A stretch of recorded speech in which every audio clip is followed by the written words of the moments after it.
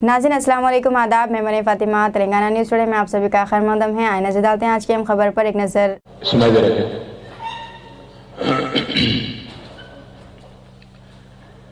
आप सबका शुक्रिया। मैं पहली बात तो आप सबका शुक्रिया अदा करना चाहता हूं कि आप इतना सुबह सुबह आप आ गए।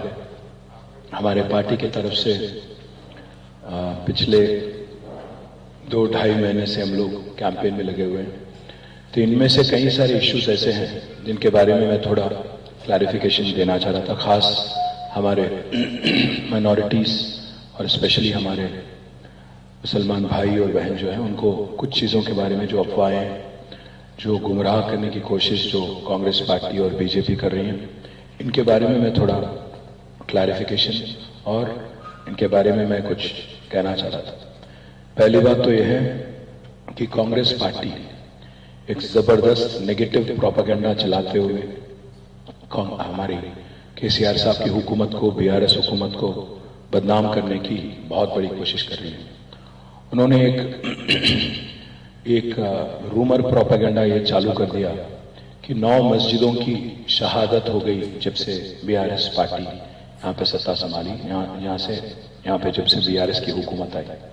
मैं खुलासा करना चाहता हूँ, क्लैरिफाई करना चाहता हूँ आप सबको, इसमें कोई सच्चाई नहीं है, बिल्कुल ही गलत है, सरासर गलत है। ये झूठ के बुनियाद पे आज एक नेगेटिव प्रोपेगेंडा कांग्रेस पार्टी जो कर रही है, ये सरासर गलत है। मैं पूरी तरह से मैं डिटेल भी लाया, मैं पूरा छानबीन करके, तहकीकात करके हमारे पार्टी की तरफ से और हमारे गवर्नमेंट की तरफ से मैं जो भी आज डिटेल कह रहा हूँ, I am up for any scrutiny. आप कोई भी स्क्रूटिनी आप करना चाहें, हम तैयार हैं। जो 9 मस्जिदों की ये बात कर रहे हैं कांग्रेस पार्टी वाले, मैं बोलना चाहता हूँ, मस्जिद यखाना और अशूर खाना अंबरपेट में जो मस्जिद थी, वहाँ पे हुआ क्या है कि ओरिजिनली एक रेसिडेंस था और अंबरपेट की जब फ्लाईओवर बन रही थी वो 6 नंबर चौरस्ते पे, तो रोड एक्सपेंशन के वास्ते जब बात आई ये मस्जिद खाना अशूर खाना की, तो वहाँ पे एक मुस्लिम फैमिली रह रही थी। उन्होंने इनफैक्ट किराए पे भी दिया हुआ था एक शॉप के वास्ते। तो जब जीएचएमसी ने उनको अप्रोच किया तो उन्होंने 2.5 करोड़ उनसे जीएचएमसी से कॉम्पेंसेशन भी लिया और उन्होंने खुद आगे आके वो लैंड को सरेंडर किया। मैं पहली बात तो ये कहना चाहता हूँ, फैमिली आगे आई, कॉम्पेंसेशन ली, बाद में ये हुआ। साथ ही साथ तेलंगाना सेक्रेटेरिएट जब नहीं बन रही थी, पुरानी जब सेक्रेटेरिएट तोड़ के नहीं बनाने की जो बात हुई, तो उसमें मस्जिद दफ्तरे मोतामदी और मस्जिद हाशमी दोनों के बारे में बहुत सारे अफवाहें, बहुत सारे लोग आज कैंपेन कर रहे हैं, बट ये हकीकत तो यह है कि दोनों के दोनों शानदार तरीके से बनाए गए। और हमें तो बस एक और बात भी कहना है, बीजेपी वाले तो ये कहते हैं कि सेक्रेटेरिएट खुद मुस्लिम आर्किटेक्चर, इस्लामिक आर्किटेक्चर पे बेस्ड है करके बीजेपी वाले भी बदनाम कर रहे हैं। आप देखिए, ख्वाजा महमूद शमशाबाद मास्क जो है, ये वहां पे एक म्युनिसिपल कमिश्नर थे जिनका नाम है साबिर अली। जिस दिन एक आदमी ने हाईकोर्ट में एक फाइल किया पिटिशन कि मॉस्क को इलीगली कंस्ट्रक्ट किया गया, ये म्युनिसिपल कमिश्नर का नाम है साबिर अली।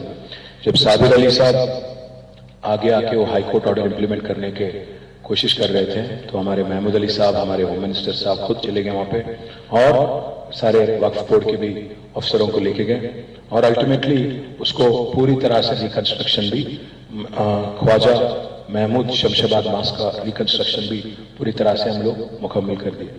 साथ ही साथ कुतुब शाही मस्जिद शामिरपेट में उसकी भी शहादत की बात हुई थी, बात फैला रहे हैं। तो मैं कहना चाहता हूं, ये जो काम था, ये करतूत जो था, कुछ चंद वहां पे लैंड ग्रैबर थे उनकी थी, और जब लैंड ग्रैबर आए उस पे पड़े, उसमें गवर्नमेंट का कोई हाथ नहीं, आए और उसको गिराने की कोशिश करे, तो उसको पुलिस ने और ऑफिसर्स ने और लोकल जनता ने पूरी तरह से, लोकल जो हमारे हिंदू भाई है उन्होंने भी इसकी सपोर्ट की और पूरी तरह से रिकंस्ट्रक्शन भी करवा दी। यह है कुतुब शाही मस्जिद शामिरपेट। और एक कुत्तागुड़म भद्राद्री में 2019 की बात हो रही है कि एक मस्जिद की शहादत हो गई जो फॉरेस्ट एरिया में थी। बट मैं फिर से कहना चाहता हूँ, वहां पे भी रिकंस्ट्रक्शन हो गया और वहां पे भी फिर हुकूमत ने ही आगे आके पूरी तरह से कोत्तागुडेम भद्राद्री में 2019 में ही फॉरेस्ट वालों को मना के रिकंस्ट्रक्शन भी हमने करवा दिया। साथ ही साथ मस्जिद नूरी शमशाबाद, ये मस्जिद जो है पूरी तरह से आज भी महफूज है, पूरी तरह से इंटैक्ट है। अगस्त में उसके बगल में जो मलगियां थी वो भी NH national highway authority of India वाले वो मलगी हटाए, पर पूरी मस्जिद पूरी तरह से महफूज है। और मैं एक और बात भी कहना चाहता हूँ, इसके बारे में मैं खुद वाकिफ हूँ।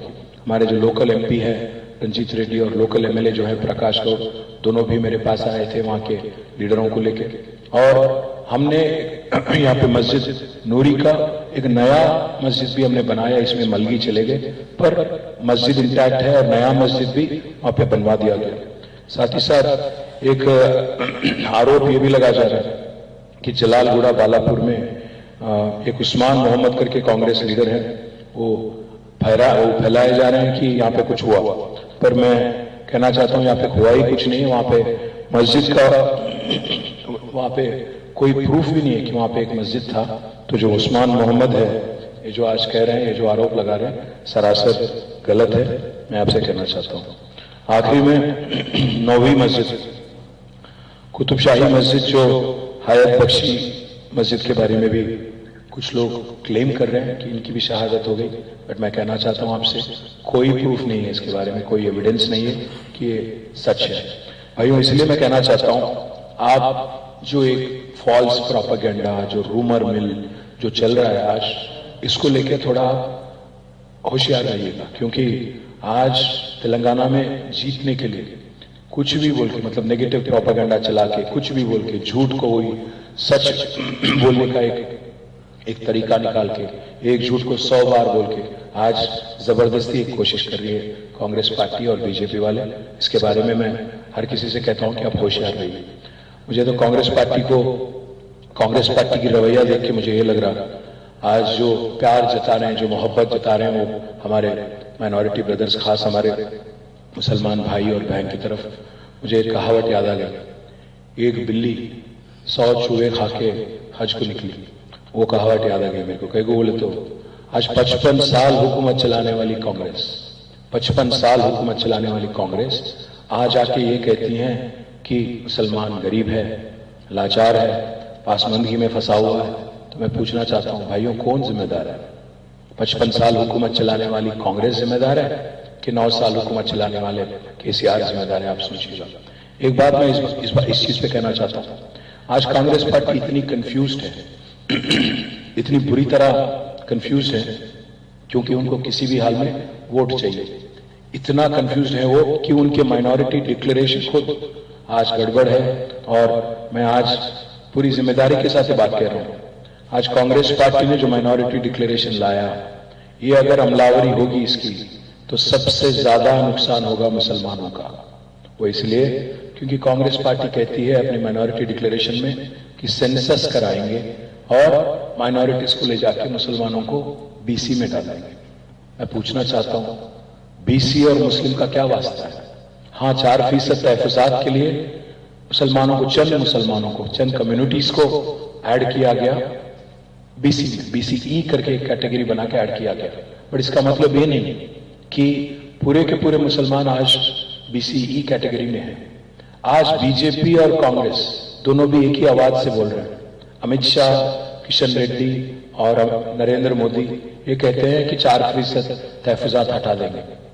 मैं उनसे कह रहा हूं, आपसे भी कह रहा हूं और कांग्रेस वालों से भी कह रहा हूं, जो 4% तहफुजात है, ये रिलीजन के बेसिस पे नहीं है। बैकवर्ड क्लासेस कमीशन ने मुसलमानों में जो लोग गरीब हैं, जो लोग पॉवर्टी, बिलो पॉवर्टी लाइन है, उनको BCE कैटेगरी में, उनको हर किसी मुसलमान को नहीं, उनमें से कुछ लोगों को इसमें ऐड करते हुए फिर बैकवर्ड क्लास कमीशन ने ये रिपोर्ट दिया था कि आप रिजर्वेशन अमल करो। आज अगर सेंसस करेंगे, जैसा कांग्रेस पार्टी कह रही है, कास्ट सेंसस करेंगे और मुसलमानों को ले जाके अगर BCs में अगर इंक्लूड कर देंगे, आपका माइनॉरिटी दर्जा चला जाएगा। माइनॉरिटी वेलफेयर मिनिस्ट्री नहीं रहेगी, माइनॉरिटी कमीशन नहीं रहेगी, माइनॉरिटी कॉरपोरेशन नहीं रहेगी और माइनॉरिटीज के लिए अलग से जो आपके लिए एक प्रोविजन है, क्योंकि आपको ऑलरेडी दस्तूर आपको पहचानती है। आज रिलीजियस माइनॉरिटीज को कॉन्स्टिट्यूशन ऑफ इंडिया रिकॉग्नाइज करती है, दस्तूर रिकॉग्नाइज करती है। बट कांग्रेस पार्टी का ये नादानी नहीं है। मुझे तो लगता है कि आज एक आरएसएस का आदमी आज कांग्रेस पार्टी को चला रहा है तेलंगाना में, रेवंत रेड्डी। इस वजह से आज कांग्रेस जो है एक कास्ट सेंसस में आज एक कंफ्यूजन क्रिएट करके अल्टीमेटली यूनिफॉर्म सिविल कोड, जिसकी बात आज कांग्रेस बीजेपी कर रही है, उसको अल्टीमेटली सपोर्ट करने की एक साजिश लग रही है मुझे।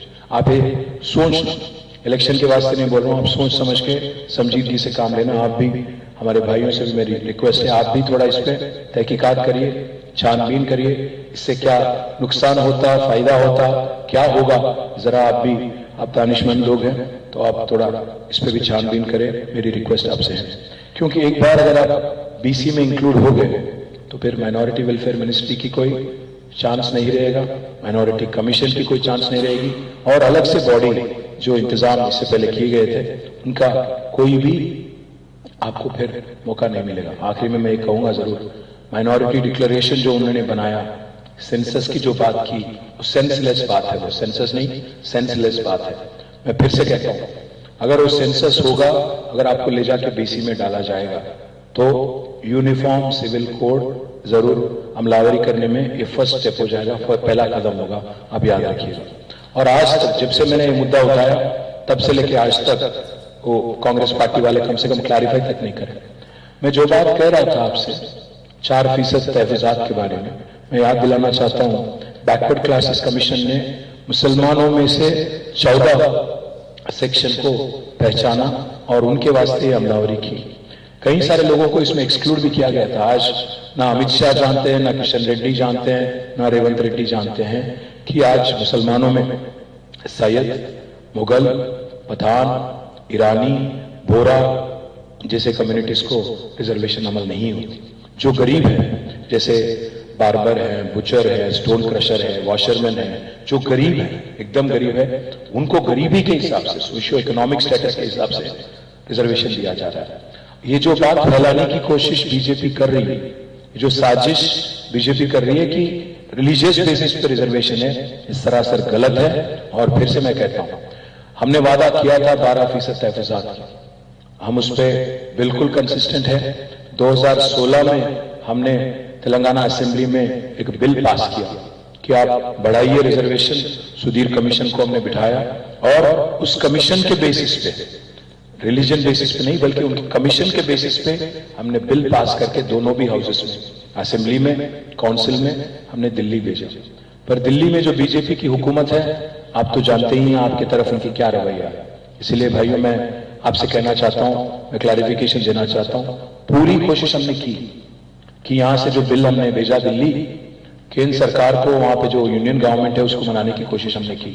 पर मोदी सरकार तो आप जानते ही हैं, जो 4% है उसको रद्द करने में पड़े हम लोग। इसीलिए हमको कोई इंटेलेक्चुअल्स, मुस्लिम इंटेलेक्चुअल्स हमारे पास आए, केसीआर साहब के पास, और उन्होंने एक सलाह मशूरा दिया कि भाई ऐसा है, मोदी तो नहीं करने देंगे आपको 12%, तो आप ऐसा करो, कहीं 12% के चक्कर में 4% ना हो जाना, क्योंकि फिर तो तबाही मचेगी और सारे के सारे लोग आपके खिलाफ हो जाएंगे।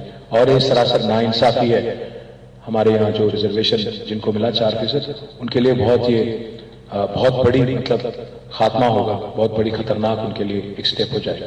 तो इसलिए हमने स्ट्रेटेजिकली बिल पास करने के बाद भी हमने स्ट्रेटेजिकली थोड़ा एक गवर्नमेंट पीरियड हमने अपनाया। वादा बात ये करते हैं आपसे, 2024 में उम्मीद है कि एक सेक्युलर गवर्नमेंट बनेगी, यूनियन गवर्नमेंट, और उसमें बीआरएस का भी अहम भूमिका रहेगा, अहम रोल रहेगा।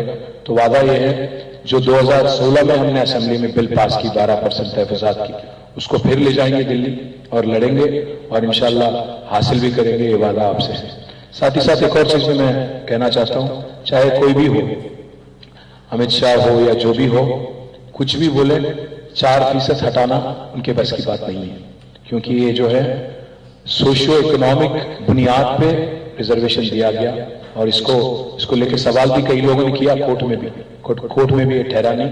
तो आज जो एक बहकावे में लाने की हमारे हिंदू भाइयों को, थोड़े लोगों को जो जज्बाती है उनको थोड़ा बहकावे में लाने की जो कोशिश अमित शाह कर रहे हैं, मैं हमारे हिंदू भाइयों से भी कहना चाहता हूं, जो रिजर्वेशन दी गई वो रिलीजन की बुनियाद पे नहीं है, सोशियो इकोनॉमिक बुनियाद पे है, इसीलिए आप भी बहक मत जाना, मैं ये कहता हूं। एक और चीज भी मैं कहना चाहता हूं, जब all India Muslim personal law board के सदर और उनके साथी पूरे आए थे केसीआर जी से मिलने, हमने साफ साफ ये कह दिया कि यूनिफॉर्म सिविल कोड को लेके हमारी रवैया साफ है, किसी भी हाल में यूनिफॉर्म सिविल कोड को हम किसी भी हाल में सपोर्ट नहीं करेंगे। वो इसलिए क्योंकि यूनिफॉर्म सिविल कोड की जो प्रपोजल है दस्तूर के खिलाफ है। आज अगर आप देखेंगे कॉन्स्टिट्यूशन ऑफ इंडिया को, उसमें गारंटी दी गई आर्टिकल 25 में, freedom to profess and practise religion, उसके खिलाफ है। साथ ही साथ article 29, right to have a distinct culture. Uniform civil code मुसलमानों के खिलाफ ही नहीं है। आज हिंदुस्तान में कई ऐसे ट्राइबल ग्रुप हैं जिनकी अपना अलग पहचान है, तो उनके भी खिलाफ है। तो इसलिए मैं कहना चाहता हूं, यूनिफॉर्म सिविल कोड के मुखालिफत जो हम कर रहे हैं वो मुसलमानों के वोट के वास्ते नहीं कर रहे हैं, ये हिंदुस्तान के लिए एक खतरा बन सकता है। हिंदुस्तान में जो स्पेशल ग्रुप्स हैं उनके लिए खतरा बन सकता है। इसलिए मैं कहता हूं भाइयों, आज ना सिर्फ मैं हिंदू भाइयों से भी कहता हूं, बीजेपी आपको ये कहती है कि हिंदू खतरे में है, पर अगर आप यूसीसी जैसे कारनामा अगर करेंगे तो हिंदू खतरे में नहीं रहेंगे बल्कि हिंदुस्तान खतरे में पड़ेगी, क्योंकि ट्राइबल ग्रुप्स और कई सारे अलग अलग ग्रुप्स हैं जिनको भी इसको लेके एतराज है, जिनको भी इसको लेके यूनिफॉर्म सिविल कोड को लेके कई सारे डाउट और कई सारे चैलेंजेस हैं। एक और चीज भी मैं कहना चाहता हूं, हमने कभी भी सेक्युलरिज्म को पॉलिटिकल टूल नहीं बनाया। हमने कभी कहीं भी पिछले 9.5 सालों में सेक्युलरिज्म के नाम लेके वोट नहीं मांगा। अगर आप हमारी प्रैक्टिस देखेंगे, हमारे लीडर केसीआर साहब की अगर हिस्ट्री देखेंगे तो आप ये पहचानेंगे। केसीआर साहब की तजुर्बा है 45 साल सियासत में। 1985 में पहली बार एमएलए बने थे, पर 1978 से वो पॉलिटिक्स में है। आप एक मिनट के लिए उनका अगर हिस्ट्री देखेंगे, जिंदगी में 45 साल में एक बार भी, जब से सिद्दीपेट में थे तब से लेके आज तक चीफ मिनिस्टर बनने तक, जिंदगी में एक बार भी बीजेपी के साथ नहीं दिए। हमेशा सेक्युलर रहे हैं, आगे भी सेक्युलर रहेंगे। हम सेक्युलर बाय चॉइस है, बाय चांस नहीं है। हम पॉलिटिकली कन्वीनियंस के लिए सेक्युलर नहीं है, हम मजबूरी के लिए सेक्युलरिज्म नहीं बात करते हैं। मैं आपको याद दिलाना चाहता हूं, हैदराबाद के बाहर अगर कोई इकबाल मीनार बना पहली बार, तो बना सिद्दीपेट में 1985-1986 में केसीआर साहब ने बनवाया। हैदराबाद के बाहर कोई एक शादी खाना बना पूरे आंध्र प्रदेश में, मुत्तहिदा आंध्र प्रदेश में, तो वो था सिद्दीपेट। ना सिर्फ वो, बल्कि 45 साल के अपने करियर में केसीआर साहब ने कभी भी बीजेपी के साथ कोई समझौता नहीं की। और जब से हमारी पार्टी बनी 2001 में, लोग 5वीं इलेक्शन है हमारे लिए, 5th इलेक्शन है। ये 5 इलेक्शनों में अगर आप देखेंगे, 2 बार हमने अलायंस किया। 2004 में हमने अलायंस किया कांग्रेस के साथ, क्योंकि उन्होंने वादा किया था तेलंगाना देंगे। उसके बाद हमने रियलाइज किया गलती थी, क्योंकि लोग चीट कर दिए, हमें तेलंगाना नहीं दिए, तो बाहर आ गए 2006 में, और फिर लड़ाई जिद्दोजहद चालू कर दी। 2009 में हमारी अलायंस हुई थी कम्युनिस्ट और टीडीपी के साथ, क्योंकि टीडीपी ने भी वादा किया था कि तेलंगाना की ताउन करेंगे। उसके बाद जब तेलंगाना केसीआर साहब की जिद्दोजहद और भूख हड़ताल 2009 में जो शुरू हुई, उसको लेके 11 दिन मौत के मुंह में जाके केसीआर साहब जो तेलंगाना हासिल करे। उसके बाद में 2014 में हमने अकेले ही लड़ाई की, इलेक्शन में अकेले ही गए। 2018 में भी हम लोग अकेले लड़े, और 2023 में भी हमारी जंग जो है, हमारी लड़ाई जो है, अकेले ही हम लोग लड़ रहे हैं। जिंदगी में 45 साल में कभी भी बीजेपी के साथ कोई समझौता नहीं करने वाले केसीआर के खिलाफ आज यहाँ पे राहुल गांधी आके अनशन बोलते हैं। और ये बात तो जाहिर है, दोनों राहुल जी को और मोदी जी को, दोनों को भी पसंद हम नहीं है, क्योंकि दोनों के लिए खतरा है केसीआर पॉलिटिकली।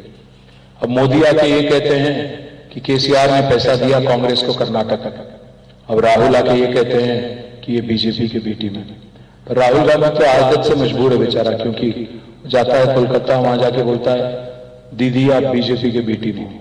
वहां से जाता दिल्ली, वहां बोलता केजरीवाल आप बीजेपी के बी टीम, और फिर वहां से आके हैदराबाद आके बोलता आप बी टीम है बीजेपी के केसीआर साहब को। मैं पूछना चाहता हूं आप सबसे, क्या राहुल गांधी और कांग्रेस ने ठेका ले रखा है क्या इस देश के मुसलमानों पे, इस देश के मुसलमान वोटों पे, आपकी पूरे काम पे? उनको अगर लगता है कि उन्होंने वो ठेकेदार हैं और उनको ही वोट मिलना है और मुसलमानों को उनको ही सपोर्ट करना है, ये कहां की रीत है? क्या मुसलमान इस देश के शहरी नहीं है क्या? अगर कोई एक शहरी होने के नाते अच्छा गवर्नमेंट अगर मैं चूज करना चाहता हूं, एक सेक्युलर गवर्नमेंट को मैं चूज करना चाहता हूं, तो आप होते कौन हो डिक्टेट करने वाले? बीजेपी बी टीम बोलने वाले, मैं उनको एक बात साफ साफ कहना चाहता था, अगर हम बीजेपी के बी टीम होते तो हम पे केस क्यों लगता, केसेस क्यों बनाते हैं? आप देख रहे हैं क्या हो रहा है, आईटी रेड होते हैं, ईडी रेड होते हैं, ईडी के केस लगते हैं, मोदी आके बोलते हैं कि इनको सबको जेल में डाल देंगे। अगर हम बी टीम होते तो ये सब होता क्या? और दूसरी बात मैं ये भी पूछना चाहता हूं आपसे, अगर हम बी टीम होते तो क्या हम इतना बड़ा रकम जो माइनॉरिटी वेलफेयर के लिए हम खर्च कर रहे हैं पिछले 10 साल में, ये क्या हम खर्च कर पाते? आप एक मिनट के लिए सोचिए, आज कांग्रेस की जो हुकूमत है, राजस्थान में है उनकी हुकूमत, जहां की आबादी है मुसलमानों की 80 लाख, क्या बजट है कांग्रेस पार्टी की माइनॉरिटी वेलफेयर राजस्थान में? 540 करोड़। जहां 80 लाख मुसलमान हैं राजस्थान में, जहां बहुत बड़ी बजट है, बड़ी दिल तो है नहीं कांग्रेस के पास, 540 करोड़ वहां की माइनॉरिटी वेलफेयर बजट है। और कर्नाटक में 90 लाख पॉपुलेशन है मुसलमानों की, और वहां की बजट अभी जो नई गवर्नमेंट आई उन्होंने किया 2000 करोड़। और अगर आप छत्तीसगढ़ देखेंगे जहां आबादी है करीब 6 लाख, वहां की बजट है 100 करोड़ से भी कम। भाइयों मैं पूछना चाहता हूं, पूरे हिंदुस्तान में आज सबसे ज्यादा आबादी अगर मुस्लिम्स की है तो वो है उत्तर प्रदेश में, जहां 4 करोड़ आबादी है, जहां की बजट है 1700 करोड़। इसके बाद आता है वेस्ट बंगाल। वेस्ट बंगाल में अगर आप देखेंगे तो 2.5 करोड़ मुसलमान है, जहां की बजट है 2000 करोड़। उसके बाद आता है महाराष्ट्र, 1 करोड़ 40 लाख वहां की आबादी है और वहां की बजट है 670 करोड़। उसके बाद है राजस्थान, जहां की बजट अभी मैंने बताया आपको, पॉपुलेशन 80 लाख है और बजट है 540 करोड़। और तेलंगाना की नंबर 6 नंबर 6 है, 50 लाख यहां की आबादी है और यहां की बजट है 2200 करोड़। मैं कहना यह चाहता हूं, पिछले 9.5 सालों में किसने कहा हमसे कि आप खर्च करो? आज हमने खर्च किया, अगर कोविड नहीं होता तो कम से कम 15,000 करोड़ खर्च करते, पर आज हमने पिछले 9.5 सालों में खर्च किया 12,780 करोड़। 12,780 करोड़। तारीख में मुझे एक ऐसी हुकूमत दिखा दें आप जिसने इससे ज्यादा रकम माइनॉरिटीज के लिए खर्च किया हो, कांग्रेस का हो या जो कोई और गवर्नमेंट हो, मुझे एक दिखाइए पूरे 75 सालों में हिंदुस्तान में, इस मुल्क में इससे ज्यादा माइनॉरिटीज के लिए खर्च करने वाली एक गवर्नमेंट मुझे दिखा दें। अगर आप कंपेयर करना चाहते हो तो मैं एक बात कहना चाहता हूं, 2004 से लेकर 14 तक यहां पे कांग्रेस की हुकूमत थी।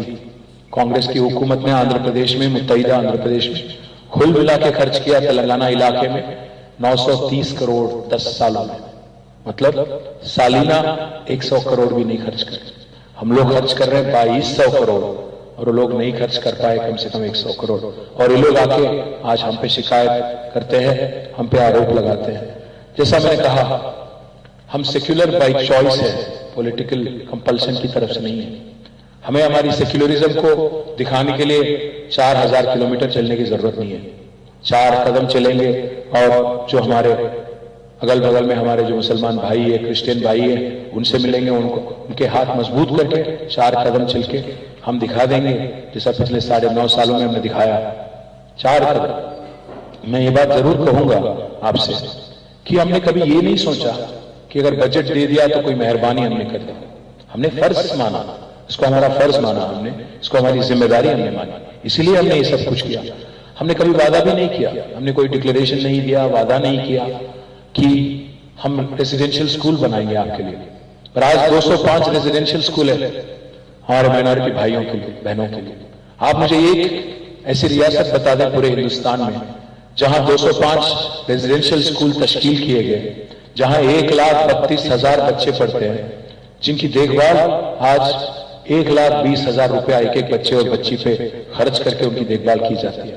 मैं फिर से कहता हूं, 4,000 किलोमीटर चलने की जरूरत नहीं है सेक्युलरिज्म प्रूव करने के लिए। 4 कदम, उसमें से एक कदम है अच्छा से अच्छा तालीम, दूसरा है देखभाल, तीसरा मैं कहता हूं लॉ एंड ऑर्डर, और चौथी अपना रीति रिवाज को इज्जत देना और कदर करना। ये सब कर रहे हैं हम लोग। ये 4 कदम जो मैं कह रहा हूं, ये चारों भी चीज हम लोग कर रहे हैं। पिछले 9.5 सालों में हमको किसी ने रोका नहीं, हमको किसी ने जबरदस्ती पूछा नहीं कि आप ये करो। दावत इफ्तार देने वाले एक ही चीफ मिनिस्टर है पूरे हिंदुस्तान में, केसीआर साहब। मुझे बताएं कोई और। मैं एक और चीज भी कहना चाहता हूं, आज ना सिर्फ रेजिडेंशियल स्कूल बल्कि पोस्ट मैट्रिक और प्री मैट्रिक स्कॉलरशिप अगर दिए जाते हैं तो 3,48,000 बच्चों को दिए जाते हैं माइनॉरिटीज में। साथ ही साथ फीस रीइंबर्समेंट स्कीम 2,46,000 लोगों को आज फीस रीइंबर्समेंट स्कीम के जरिए फायदा पहुंचता है। और मैं ये भी कहना चाहता हूं, ये बात सुन के आप शायद आपको ताजुब होगा, आज माइनॉरिटीज में से 2,500 बच्चों को 20 लाख रुपया देके ओवरसीज स्कॉलरशिप देने वाले, 400 करोड़ रुपए उन पे खर्च करने वाले एक ही चीफ मिनिस्टर है पूरे मुल्क में, वो है केसीआर। एक और चीज में मैं कहना चाहता हूं, शादी मुबारक जैसी स्कीम हमको किसी ने पूछा नहीं, हमने किसी को वादा नहीं किया, डिक्लेरेशन नहीं दिया, कोई मैनिफेस्टो में बात नहीं करी, बट 2,250 करोड़ आज खर्च करने वाले चीफ मिनिस्टर है शादी मुबारक स्कीम पे, जिससे फायदा हुआ 2,68,230 फैमिलीज को। इस बहुत बड़ी रकम है और बहुत बड़ी संख्या है। एक और चीज भी मैं कहना चाहता हूं, हमसे कोई पूछा नहीं, इमामों को, मौजनों को मदद करने के लिए, उनको कोई ऑनरोरियम देने के लिए हमें किसी ने पूछा नहीं। जब बात हुई पुजारियों को मदद करने की, पुजारियों को धूप दीपम स्कीम के अंदर उनको मदद करने की बात हुई थी, किसी ने पूछा नहीं हमें। पर केसीआर साहब ने खुद ऐलान किया कि इमाम और मौजन की भी देखभाल करेंगे। 17,000 इमाम और मौजन जो हैं उनको आज 5,000 का ऑनरोरियम दिया जा रहा है। वादा आपसे ये करते हैं, ये 5,000 को 10,000 करेंगे और जरूर आगे तीसरी बार गवर्नमेंट बनने के बाद इनको भी, इमाम को, मौजन को और खतीब को भी हम लोग डबल बेडरूम का इंतजाम भी करेंगे और उनकी देखभाल भी करेंगे, क्योंकि हम जानते हैं वो अल्लाह के बंदे हैं और उनकी खिदमत करना अच्छी बात है। एक और बात भी आखिर में मैं कहना चाहता हूं भाइयों से, हमारे बहनों से, आप सोचिएगा एक मिनट के लिए, पिछले 9.5 सालों में एक अमन, भाईचारा और खुशहाली की माहौल आज तेलंगाना में पूरी तरह से आपको देखने को मिलता है। यहाँ पे सुकून से हम लोग सब लोग जी रहे हैं, चाहे हिंदू हो, मुसलमान हो, सिख हो, ईसाई हो, सब लोग हम लोग चैन के साथ, सुकून के साथ हम लोग रह रहे हैं। पर आप याद रखिएगा, जहां कांग्रेस वहां दंगा। इससे पहले जब कांग्रेस थी यहाँ पे, आपको याद होना चाहिए, इतना याददाश्त हमारी कमजोर नहीं होना चाहिए। जब कांग्रेस की दौर थी यहाँ पे 90s में, आपको याद होगा, एक चीफ मिनिस्टर को हटा के दूसरे चीफ मिनिस्टर को लाने के लिए हमारे हैदराबाद की पुरानी शहर में, जो हकीकी हैदराबाद है, 400 लोगों की जान लेने वाली पार्टी है कांग्रेस। अगर मैं कांग्रेस के बारे में कहूं तो बहुत कुछ कह सकता हूं। मस्जिदों की शहादत के बारे में अगर कहूं तो बहुत है, दंगा के बारे में बात करूं तो काफी है। पूरे हिंदुस्तान में तारीख देखो आप, नेहरू की टाइम से लेके सोनिया गांधी जी की टाइम तक, हर किसी के दौर में कांग्रेस ने नाइंसाफी की। मैं एक बात जरूर पूछना चाहता हूं, आज अगर राहुल आके आपको बोलते हैं, मोहब्बत का इजहार करते हैं, कहते हैं कि हमारी आपके साथ एक वास्ता है, नाता है, मैं पूछना चाहता हूं भाइयों, 55 साल हुकूमत चलाने वाली कांग्रेस, आपने उनको बार बार मौका दिया और उन्होंने आपको बार बार धोखा ही दिया। किया क्या? अगर आपको सच्ची में उनके लिए दिल में आपकी तरफ मोहब्बत होती तो आज क्यों गरीब है मुसलमान? क्यों तेलंगाना की तरह स्कीम क्यों नहीं लगाते? बाहर आपके जो राजस्थान है, छत्तीसगढ़ है, कर्नाटक है, तेलंगाना जैसी स्कीम क्यों नहीं लगाते? आज कांग्रेस ये कहती है कि हम बहुत बड़ी रकम दे देंगे, बजट दे देंगे। जब थे यहाँ पे सत्ता में, हुकूमत में, 2004 से लेके 14 तक सालिना 100 करोड़ भी नहीं खर्च करे, आज आके बोलते 5,000 करोड़ बजट दे देंगे। मैं कहना चाहता हूं हमारी budget as it is automatically 5,000 crore हो जाएगी, 5,000 करोड़ ऑटोमेटिक हो जाएगी, क्योंकि हमारी जो अगर पिछले 9 साल का अगर आप ट्रैक रिकॉर्ड देखेंगे, परसेंटेज एलोकेशन देखेंगे, ऑटोमेटिकली हो जाएंगे। इसमें कोई नया वादा करने की जरूरत भी नहीं। इस वास्ते मैं कह रहा हूं, जो अफवाहें, जो आपको गुमराह करने की कोशिश ये जो चल रही है, इसके जाल में ना पड़ो, इस साजिश में आप ना उनके तरफ देखो।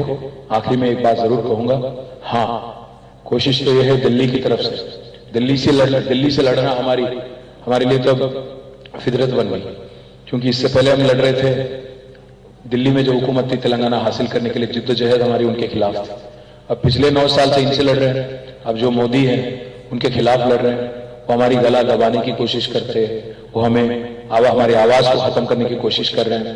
वादा एक करते हैं आपसे, जब तक रहेंगे सियासत में सेक्युलर ही रहेंगे, इनका साथ बिल्कुल नहीं देंगे।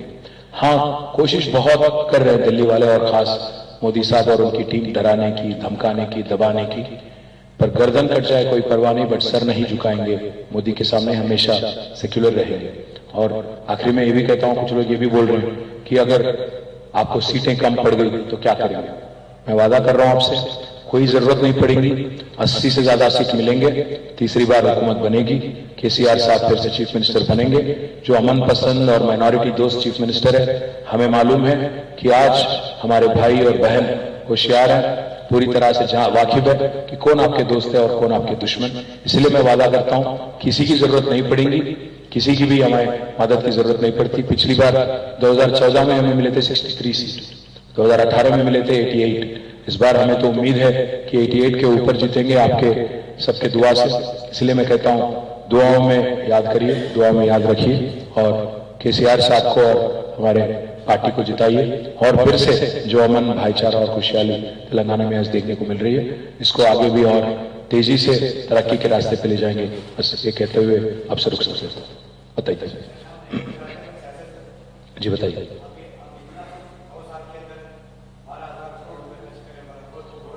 $12,780 जी।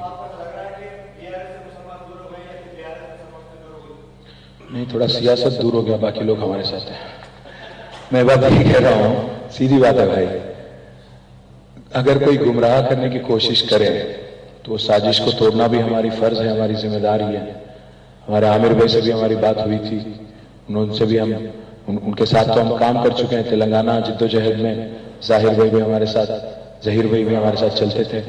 तो आज जो थोड़ा एक माहौल बनाने की कोशिश, मतलब आज क्या हो गया, तेलुगु में एक कहावत है कि झूठ నిజం కడప దాటే లోపల అబద్ధం ఊరంతా తిరిగి వస్తుంది అంటారు. అంటే सच जो है घर से बाहर कदम रखने से पहले झूठ जो है पूरा इतराफ में जाके पूरा 4 राउंड मार लेके आ जाता। इस वास्ते मैं बोल रहा हूँ, जो कांग्रेस जो कोशिश कर रही है, इस वास्ते मेरे को इतना डिटेल एक्सप्लेनेशन देना पड़ रहा है। मस्जिदों की शहादत के बारे में बात करते हैं, कहाँ हुआ भाई बताओ, बोल तो कोई नहीं बोलते, बट व्हाट्सएप में वीडियो चलते रहते कि भाई लोग ये करे वो करे। इस वास्ते मुझे बोलना पड़ रहा नाम के साथ कि कहाँ क्या हुआ और क्या सच है क्या झूठ है। मैं आपसे भी रिक्वेस्ट करता हूँ, जरा आप इस बात को फैलाइए, बताइए हर किसी को। हाँ, मैं मानता हूँ, मैं ये नहीं कहूंगा कि हम में कोई कमियां नहीं है, कमजोरियां नहीं है, हमने कोई गलती नहीं की, ये नहीं कहूंगा। क्यों कि हम भी इंसान हैं, हम भी कोई भगवान तो नहीं है, इंसान है तो कुछ होंगे शायद। पर वादा आपसे ये है कि जो भी काम किए हैं शिद्दत से किए हैं, जो भी काम किए हैं सिंसियरली किए हैं, आगे भी ऐसे ही करें। जी जी जी जी जी जी तो उसमें जो गरीब खानदान है जिसका बाप पैसे वाला है, वो तो उसको एसग्रेशिया समझे बोनस है आपकी तरफ से, मगर जो लोग गरीब लोग हैं सूद पे पैसा लाके वो 1 लाख रुपए की खातिर 75,000 रुपए और बढ़ाना पड़ता है। तो सिस्टम में कुछ ऐसा बदलाव लाइए कि ये 3 महीने के अंदर अगर मिल गया तो बहुत बेहतर। बिल्कुल, मैं एक साथ कल मैं ये बोला कि आपसे मिलने जा रहा हूँ, ऐसा बुलाया हमारे साथ बन के बोले, तो मैं ये 3-4 खवातीन मेरे पास बोले जी बिल्कुल। मैं एक और चीज भी कहना चाहता हूँ, सही बात है, आप जो बोले सही बात है, थोड़ा लेट हुआ है, खास कोविड के बाद थोड़ा लेट हुआ है, बट ग्रीन चैनल में डालेंगे ताकि जल्द से जल्द पैसे निकले और जल्द से जल्द उनको अगर शादी के वक्त तक अगर मिले तो और भी अच्छी बात है। बट कांग्रेस ने जो स्कीम लाया अभी शादी मुबारक की जगह, वो बहुत खतरनाक है। कांग्रेस पार्टी ये प्रॉमिस करती है कि नया जो कपल है जो मैरिड है उनको दे देंगे पैसे, जो गरीब बच्ची है उनके फैमिली को नहीं मिलेगा। अब पैसा मिलेगा तो उनके इन लॉस को मिलेगा। आप ये भी सोचिए, ये भी इसको भी समझने की कोशिश करिए, क्योंकि जैसा आपने कहा मैं मानता हूं थोड़ा अगर देरी हो गई तो जरूर उसको करेक्ट करेंगे, कोर्स करेक्शन करेंगे और जल्द से जल्द मतलब शादी के कम से कम 1-2 महीने के अंदर देने की कोशिश करेंगे, और ना शादी के टाइम पे देने की कोशिश करेंगे, क्योंकि जैसा आपने कहा सूद के साथ थोड़ा तकलीफ होता। पर इससे पहले आप ये भी याद रखना कि इससे पहले कोई स्कीम था ही नहीं। कम से कम केसीआर साहब आने के बाद एक नया स्कीम स्टार्ट करे, इसको लेकर कम से कम थोड़ा तो मदद मिल रही।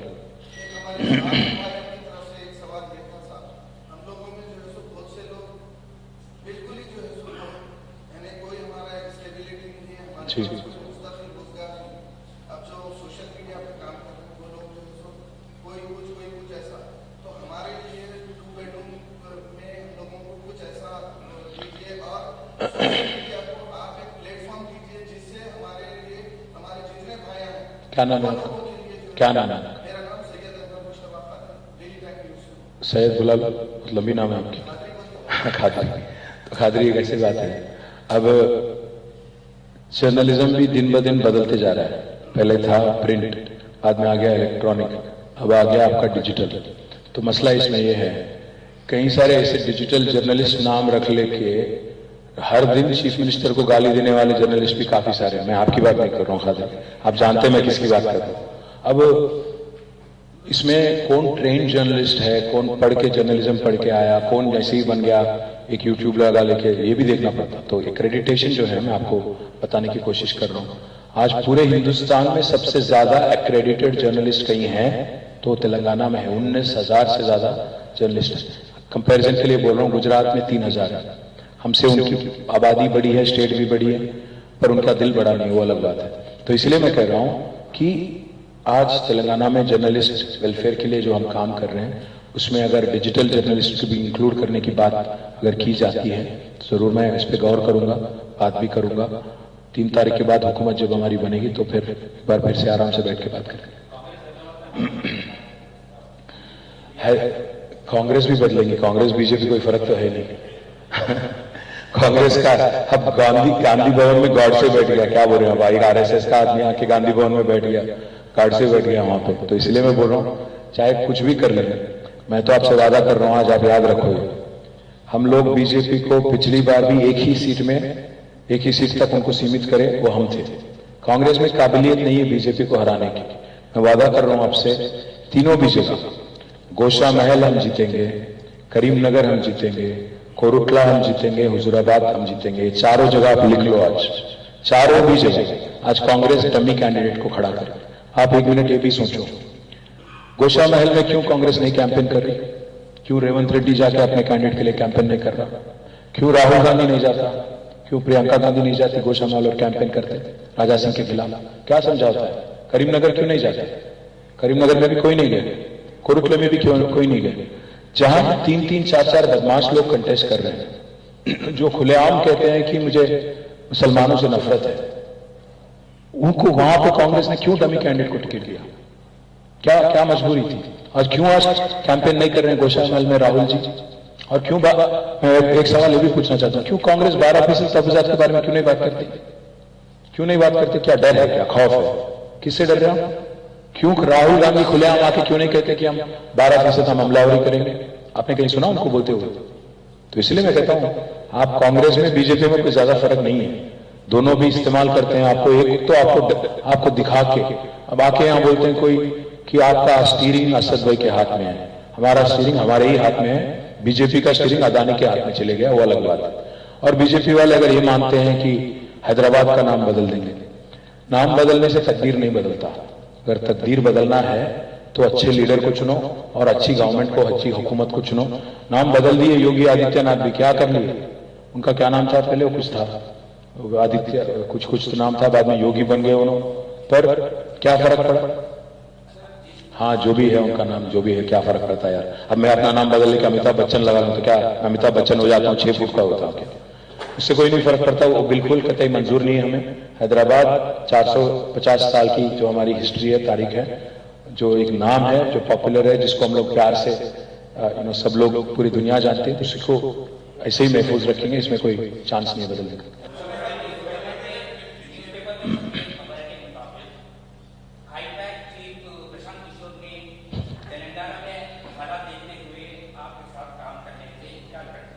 नहीं, हमारी तो रिलेशन खत्म हो गई थी 3 साल पहले, तो वो आउटडेटेड न्यूज़पेपर है, आउटडेटेड रिपोर्ट है, उसको छोड़ो, इसलिए वो आउटडेटेड है। जी, गौर करेंगे, क्योंकि अभी तो फिलहाल नहीं कर सकता है, मैनिफेस्टो में हमने कहा नहीं, पर जरूर गौर करेंगे उस पर। आज आखिरी दिन है, 5 बजे से पहले मेरे को कैंपेन खत्म करना है, दो जगह भागना। जी, जी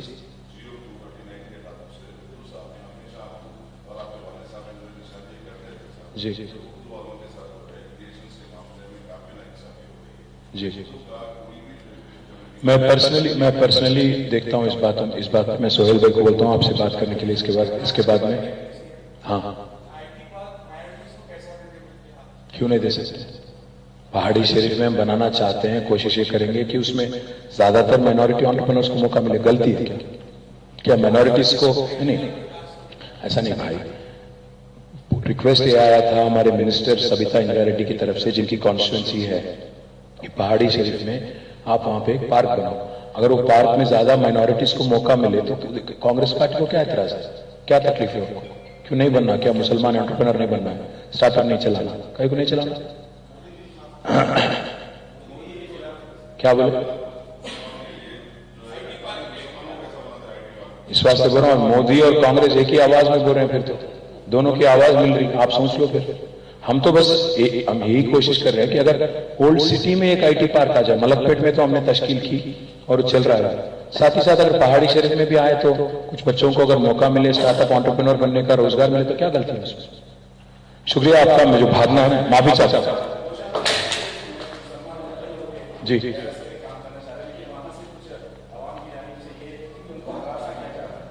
ये भाई साहब हमारे इंचार्ज हैं वहां पे, श्रवण भाई, मैं उनको आप डिटेल दे दीजिएगा, मैं बात करता हूँ। माफी चाहता हूँ, थोड़ा भागना पड़ेगा। दीजिए नाज़रीन, मरियम फातिमा को इजाज़त। मिलते हैं अगली खबर के साथ, तब तक के लिए हमारे चैनल को लाइक, शेयर और सब्सक्राइब करना ना भूलें। अल्लाह हाफिज़।